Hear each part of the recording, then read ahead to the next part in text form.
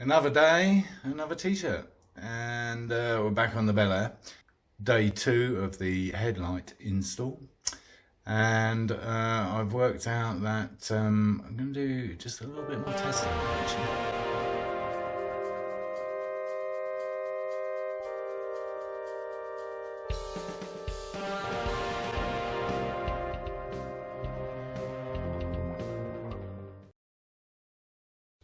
And in order to do so, I've put some proper connectors on the end of the test wires, at least on that end. Even though it's male to male, they've kind of snugged in there, so I don't have to worry about them not being a good connection. And you'll notice that I've connected the pink wire, not the red one, because I want to see if there's a difference. I'll be swapping it over on either of the switches inside the Bel Air and running it into there, whether it actually lights up brighter or not.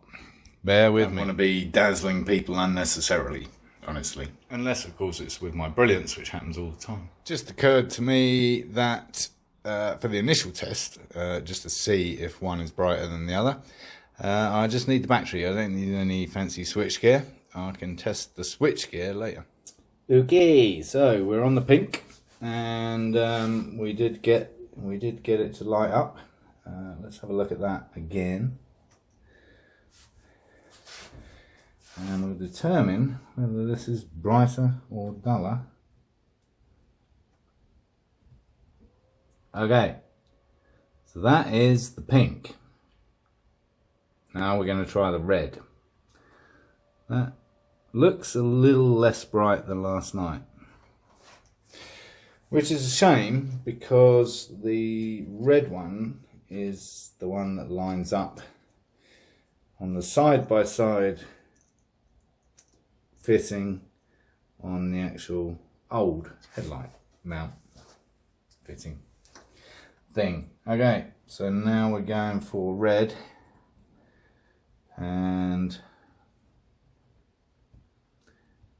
wow, decent connection here. Well, that's definitely dimmer, but I don't think that's on 100%. There you go. Oh no, that's dimmer. Definitely dimmer. Okay, so we're good. So the red is the low beam and the pink is the high beam. Which unfortunately I can't see a damn thing because I've been looking at the light. But unfortunately that means that second down switch on my T switchboard kind of becomes redundant. But there we go. I'm sure we'll find a use for it. Okay, we're going to try something a little different. I've actually got my Nikon SLR out, and it does video, so we're going to try hands-free videoing. Recipe for disaster. I'm bound to kick it over. It's on a tripod. I think what I'm going to do first is actually take this out of the way. Not that it's really in the way, but it'll be the next one we tackle anyway. Wrong size screwdriver. Oh, I thought it was a small one.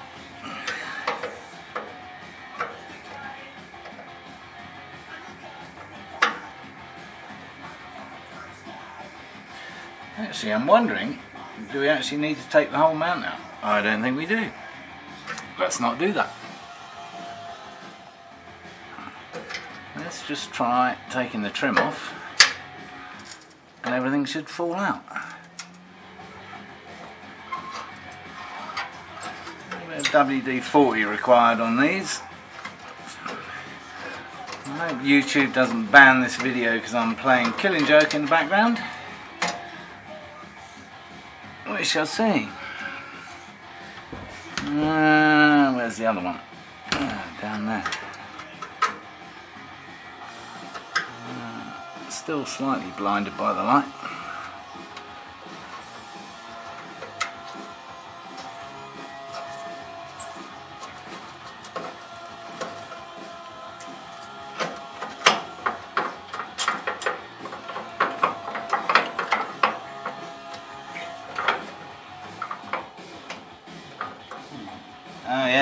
the spring.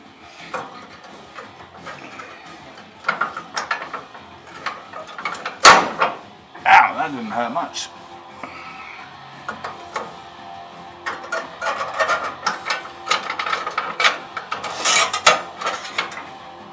There we go.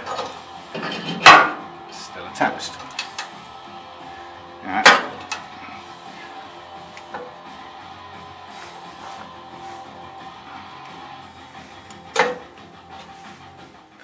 Anyone spot that? Interesting.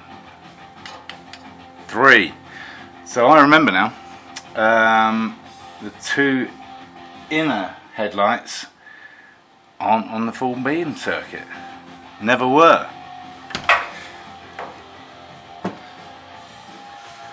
It's all come flooding back. So that's going to be doubly interesting when we do that one. Okay, so let's get this one in place and work out where we're going to feed wires and everything else. That's now in the way, of course. Not such a bright idea. So I'm going to feed these up here, plug them in way out the way. And then this is our halo lights, which is going to come as far towards the battery as we can. So yeah, I could never have filmed this with a phone as well. Already need 3 hands. I'll tell you what, let's do this one first. Get it out of the way. There you go.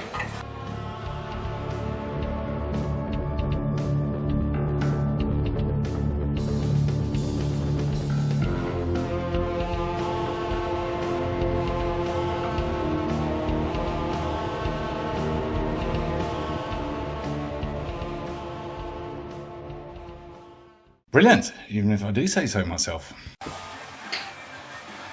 Maybe I should have done this the way I did that. Put the mount in first and then screw it all in place, but we'll see. So this puppy goes, clever bolt, it's got a little, can you see that? A little sleeve on it, so that goes through there, in theory.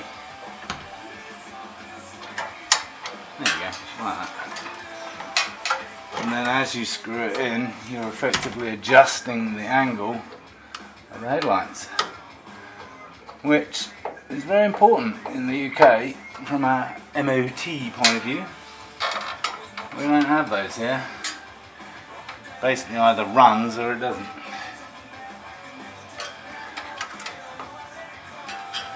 And if you think I'm kidding, do come and visit and see what kind of shit is out on the road. Including this. This would never pass an MOT. Hasn't got a handbrake for starters, the wipers don't work.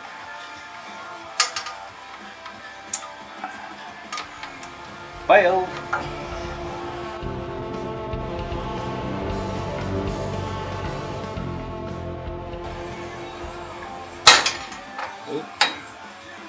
They were until something broke.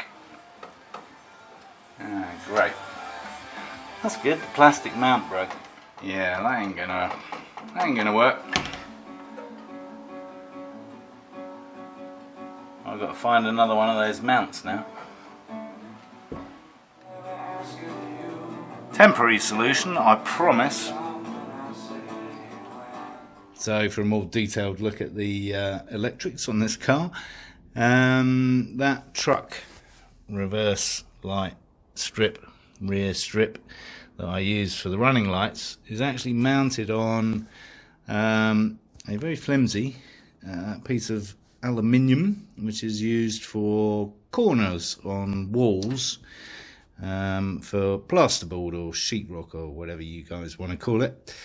And I had to cut some bits for bolts that were actually in the chassis already, and they neatly double up, folded back to hold wires in place. That long wire from the halo is going to get as far as the middle for the plug, and then of course I've got to find somewhere to mount that bloody transistor. of which there are a few already littered along here. So I might do it all on this side, honestly, and because I've got the yellow wire that's long enough. In fact, there's a handy screw there for this one, and then another one there for the other one.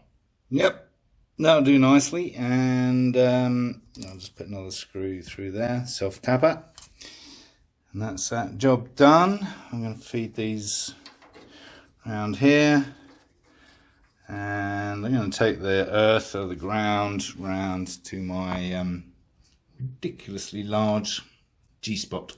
I'm going to put those two earths into one ring fitting, just making sure it fits over the bolt, which it does. I've got my two earth ground wires from that G-spot. It's always nice to have a good, easily accessible and visible G-spot. So yeah, now what Mike would have probably done, honestly, is run one through there, this actual higher gauge wiring, and then spliced in smaller gauge wiring to it, because being LED doesn't require a lot of current, not going to get overly hot. So this is overkill, honestly, and just a load more bloody wires, but I think we've kind of already surpassed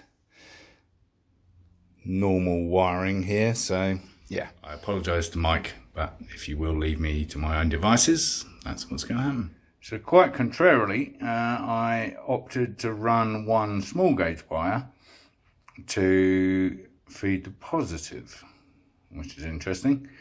So going to need to work out how that's going to split to do both the headlights. That is the halos, not the headlights. Mind you, thinking about it, now all four and the main strip are going to be running off that one small wire. Hope it's going to be all right. I better check that once we got it all up and running. I don't want any meltage going on, but at least we have a fire extinguisher at the ready. I've marked those two resistor packages up so that they're easily identifiable, in and out halos. And so now we're ready to splice those into that single yellow wire. And I could do that because it's got this lovely little plug on, so it's all in place for when we tackle light number 2. Plug and play could be so much fun. Well, I did, because it never is. And given that situation that I'm going to splice the positive, I might as well do the same with the earth and then use the other earth that I've already hooked up to the G-spot to do the other side. And then that's the job done. Yeah, that's what I'm going to do. There's those two transistors joined to one, and now we just have to put some of my favourite fittings on and melt them into these. Ready to receive, including me, Summit Racing. Yeah, love to receive some money for promoting your products. And now we've established the reach, comfortable reach, so there's no stress on the wires for those two units. It's a good job we cut these good and long, but we can now cut them down to a length that we actually need to make the join. So in theory this should all light up now, so why don't we test that out before I route those wires somewhere nice. Testing, 1, 2, 3. Alrighty, let's test those lights. So we've got cameras set up to record this at the same time. All high tech here, you know. And first of all, we need this boy. Now, this should be running lights. So the main strip and nothing on the left-hand side of the car because that's the old lights. And we should have the halos, which they seem to have come on the right-hand side. Now we should have the outside lights only, old and new. And now we should have all 4. And then we'll turn them off in the other sequence. So we should have no halos, no main strip. The outside lights probably won't go off. Be interesting.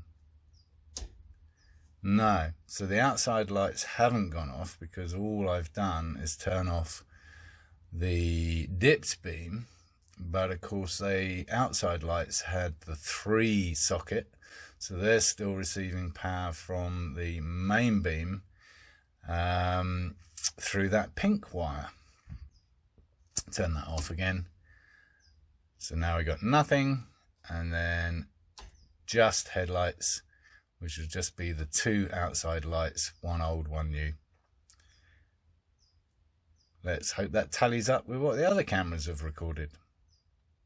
I am encouraged by my findings, which if I had a memory would be fine. I would have known this all along. So all is good in the world of LED halo lights. And while I'm here with everything on that side, I'm just checking this wire, this thin gauge wire, for heat, honestly. And the good news is it's not hot, but we do need to check this one here at some point when we wire in the others, because then it will be running all 5 items. So some amazing luck and revelations with this outside one, in that actually those 3 mounts, remember I had to bend one back in this one, those 3 mounts actually lined up perfectly on this one, which was refreshing. But yeah, I mean, whoever at GM decided that, I don't know if I can get this, but these guys,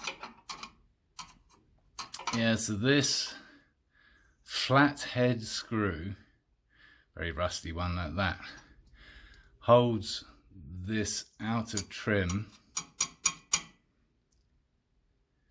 in place, which in turn holds the headlamp itself in place. Never mind this is just extra. So there's 2 of those, as you may remember. Here's the other one in there. Yeah, so the 2 of those hold it in place. Now this is a perfect situation for anything but a flathead screw. Yeah, a hex Allen bolt would be the perfect solution, but even a star or a, you know, good old-fashioned Phillips, honestly, you had those at the time, come on. Almost impossible to get in. I got really lucky actually, which, as I say, makes a pleasant change. So yeah, good. So on the second one, we've worked out that we don't have to take the whole kind of receiving mounting dish, bezel, whatever you want to call it. What did I call it last time? I forget. Out, which is good, because we broke that top mount putting it back in. Haven't worked out a solution for that yet, but we will. Yeah, so one side done. I won't bore you with the other side unless I discover anything else interesting. I shall just show you the finished result when we have changed those out for our new halos. Exciting. Now we have running lights, side lights. So the halo's on that one. And low beam. So halo and headlight is on. Nice. Cool. And I'm thinking on this top mount that's now screwed because the plastic broke, I'm just going to put some kind of flap from the frame here to the fitting itself and remove that Phillips screw. That'll work. No luck on eBay with those plastic fittings, but I did find them on Eckler's. Unfortunately, you can only buy the whole kit for 22 bucks. And although that's not a great deal of money, I'm not going to. I'm going to try this just initially. So I'm just cutting out a small little flap of metal that's going to go in that gap and hopefully hold the top of that headlamp in place.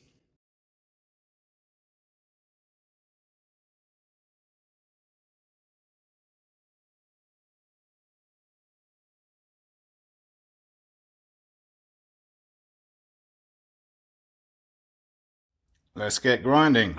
It's already smoking. I haven't even started. Not the prettiest solution. I'm fully aware of that. It is a rat rod after all. That's my excuse and I'm sticking to it. But there we go. We've got that nice and secure now. Doesn't wobble at all. Well, yeah. No. Yep, that's good. Now all we have to do is fit those trim back in and screw them back in place. Those randomly placed screws, and then we'll attack the other side, which hopefully will be a lot easier now we know what we're doing. And we've got half the wiring set up already. Lovely jubbly, one side completed with the new trim as well. Halo lights, LED lights, new trim. Well, it's not new, it's actually all genuine again. Off an oldie. Want to keep things as original as possible on this car, obviously. Yeah, right.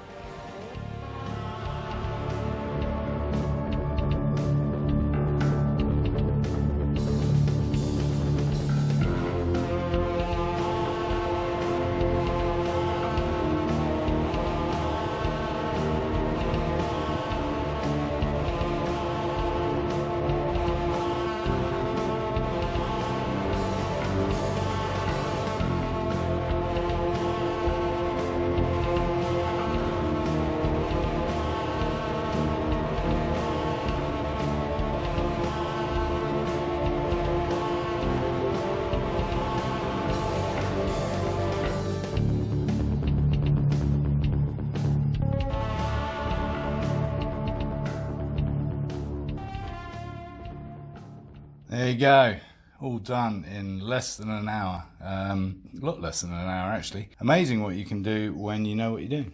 You've done it before. So I didn't replace those silly screws, and I've still got to mount these somewhere. But I think we can call that a success. One final test. We have halos, we have strip light, and we have halos. We have low beam headlights, just the outer two. Full beam headlights, all four. And that humming noise. Little fans on the back of the LEDs, I guess they get hot. Which reminds me, I need to now check that wire again. Now we've got everything wired in. And MOT wise, that's not a bad pattern, is it? I think I'll get away with that. Honestly, these lights are so bright, I can't ever see me needing anything else pootling around Sedona in the vaguely dark. Other than the side lights, the running lights, honestly. Who knows? Maybe I'll do a bit of off-road or something. Yeah. No. And yes, my wife's been buying wine and shoes again. Such a bad girl. And we'll find out whether she actually watches any of these videos or not. Oh, I think that's about it for this this episode. I hope it's been enlightening. And thank you for watching. Do subscribe if you haven't already, and encourage others to watch my lunacy. And check out some of the other videos in this series on the Bel Air and the other projects featured, like the Porschette and the Stratos, of course. And not forgetting the #1 custom motorcycle project, the MV Augusta Cafe Racer.